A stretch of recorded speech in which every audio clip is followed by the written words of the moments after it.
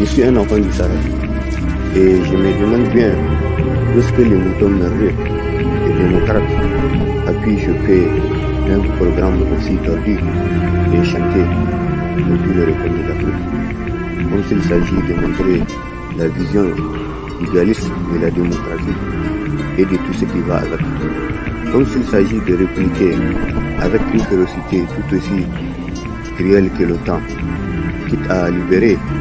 les chiens de garde qui épaulent la police ou la justice. Même s'il s'agit d'interpréter un rôle tout aussi similaire à celui de Jacques Foccart. Même s'il faut exclure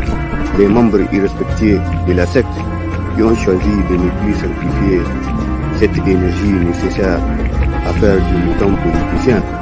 un héros aux yeux de la sorcière capricieuse, tout comme de loups originaires de l'Occident. Même si c'est aussi confidentiel qu'un système qui utilise les moutons démocrates pour se développer, pour enfler et grossir, telle une évasion mystérieuse sur la production du pays. En dépit du choix du concepteur de la démocratie à faire des rats debout du Parlement africain une compagnie des outils démocratiques, une colonie des animaux politiques, des animaux démocratiques, de la tête jusqu'aux pattes, de la tête jusqu'au bout des ongles, malgré les instructions du fier et Valérie Thomas Sankara sur la conduite et les traditions des loups originaires de l'Occident. Des loups qui n'hésitent pas à prendre à bras le corps tous les problèmes cruciaux du caprice de l'économie française et européenne. Oui, malgré les instructions du vaillant Thomas Sankara, dont les nobles sacrifices a contribué à notre torrent d'émotions rebelles qui est tout aussi similaire à celui de la patrie des hommes intègres. Même si le désir du mouton psychopathe, parrainé par la France dans la mère patrie, est dédié à dompter l'effet de la tombe, tout comme à stabiliser les caprices de l'économie enfantée par la colonisation, tout comme pour se tenir au chaud dans les G8, pour paraître moins lâche et plus vulgaire que tous ces loups qui ont enseigné l'Afrique, tout en sollicitant la force et la bravoure des tirailleurs sénégalais durant la Seconde Guerre mondiale. Et pour finir, par mettre 6 pieds sous terre tous ceux qui ne sont pas pour la démocratie divertissante et colonisatrice de tous les enjeux stratégiques de l'Afrique. Pour mettre 6 pieds sous terre tous ceux qui ne sont pas pour le déclin de la civilisation africaine, tous ceux qui ne sont pas pour l'homosexualité, tous ceux qui ne sont pas pour le déclin de la civilisation universelle. Je suis un enfant du Sahel et en tant qu'enfant autoproclamé du ghetto, j'ai toute autorité à déclarer que l'Afrique est mienne.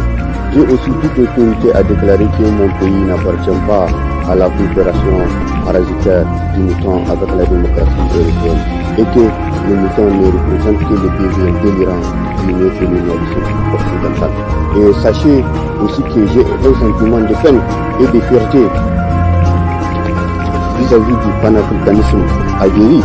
de Patrice Lumumba et surtout de la révolution qui a animé les fiers et valeureux capitaine Thomas Sankara de la patrie des hommes intègres. Malgré les troubles obsessionnels et compulsifs du mouton économiste de la Côte d'Ivoire ou du mouton naïf du Niger qui a corrompu sa conscience et surtout